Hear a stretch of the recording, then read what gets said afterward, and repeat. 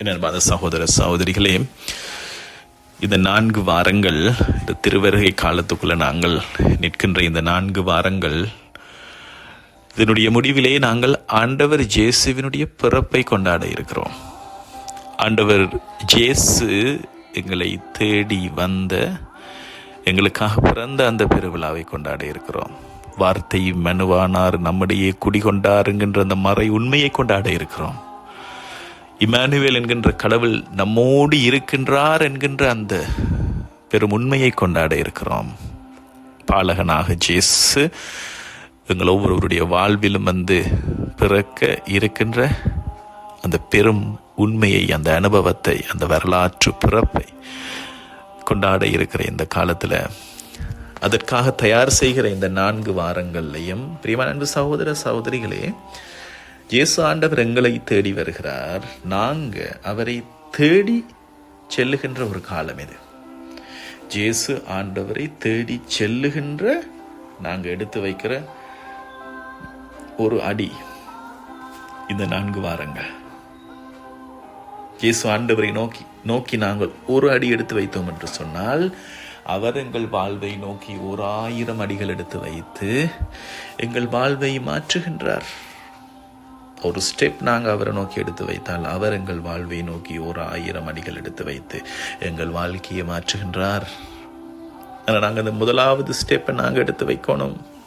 இந்த திருவருகை காலத்தில் அப்படியாக நாங்கள் ஆண்டவரை நோக்கி எடுத்து வைக்கிற அந்த ஸ்டெப் இந்த நாட்களில், இந்த 4 வாரத்திலையும் ஆண்டவருடைய வார்த்தை எங்களுக்கு ஒவ்வொரு நாளும் ஒவ்வொரு தலைப்பில் ஒவ்வொரு வழிகளை எங்களுக்கு காட்டி நிற்குது.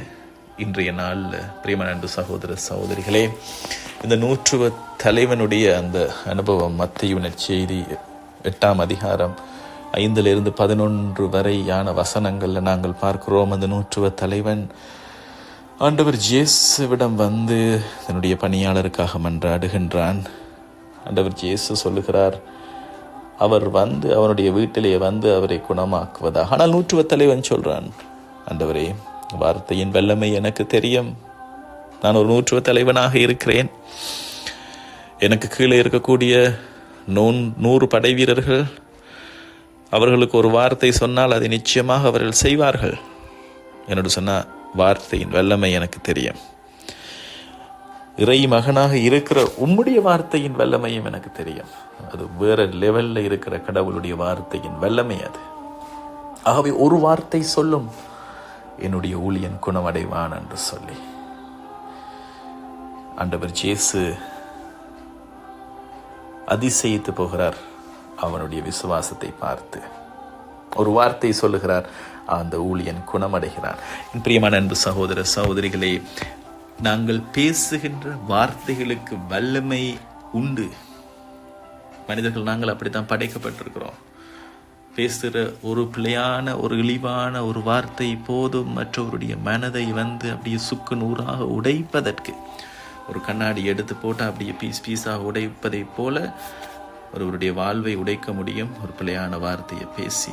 இப்படியான பிழையான வார்த்தைகளில் நாங்கள் பேசியிருப்போம், சில வழிகளை கேட்டிருப்போம். அந்த காயங்களை இறைவன் குணமாக்க வேண்டும். மிக மிக அவதானமாக இருக்கணும். நாங்கள் பேசுகிற வார்த்தைகள், குறிப்பாக சின்ன பிள்ளைகளிடம் பேசுகிற வார்த்தைகள், ஏன் பெரியவர்களிடம் பேசுகிற வார்த்தைகள், பிழையான வார்த்தைகளை இந்த நேரமும் பேசி பேசி நாங்கள் ஆசீர்வாதம் இழந்த மனிதர்களாகவும், இந்த வார்த்தைகளை கேட்கின்றவர்களுடைய வாழ்வையும் நாங்கள் நோகடித்து ஆசீர்வாதம் இல்லாதவர்களாகவும் நாங்கள் ஆக்கிவிடுவோம். பெற்றோர்கள் மிக கவனமாக இருக்கணும். நீங்கள் பேசுகிற வார்த்தைகள் உங்களுடைய பிள்ளைகளுக்காக, பிள்ளைகளிடம் நீங்கள் பேசுகிற வார்த்தைகள் நல்ல ஆசீர்வாதமான வார்த்தைகளை பேசுங்கள். என்று சொன்னால் இந்த வார்த்தைகளுக்கு வல்லமை அதிகம். ஒருவரை கட்ட முடியும், அதே மாதிரி அவருடைய வாழ்வை அழிக்க முடியும், எதுவும் இல்லாமல் பண்ண முடியும்.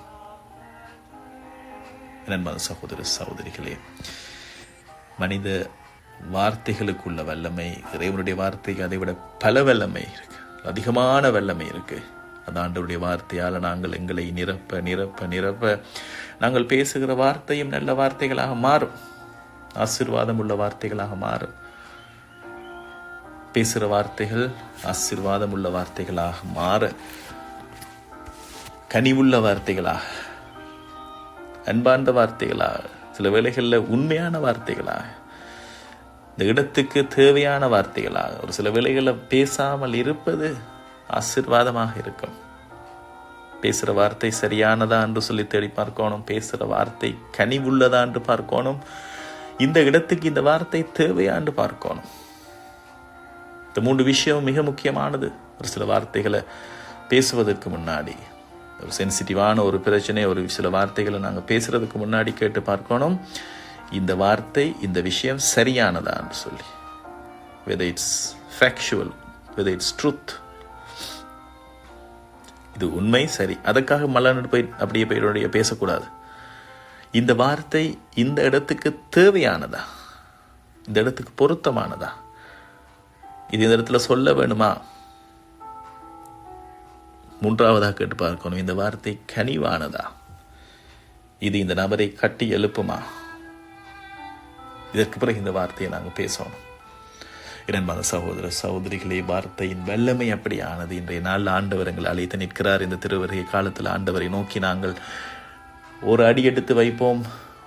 ஒவ்வொரு அடி எடுத்து வைக்கும் போது அவர் எங்களுடைய வாழ்விலே 1000 அடிகளை எடுத்து வைத்து எங்களோட வாழ்வை மாற்றுவார். எங்கள் உள்ளங்களுக்குள்ளே, எங்கள் குடும்பங்களுக்குள்ளே, எங்களுடைய வாழ்க்கைக்குள்ளே அவர் வந்து பிறப்பார்.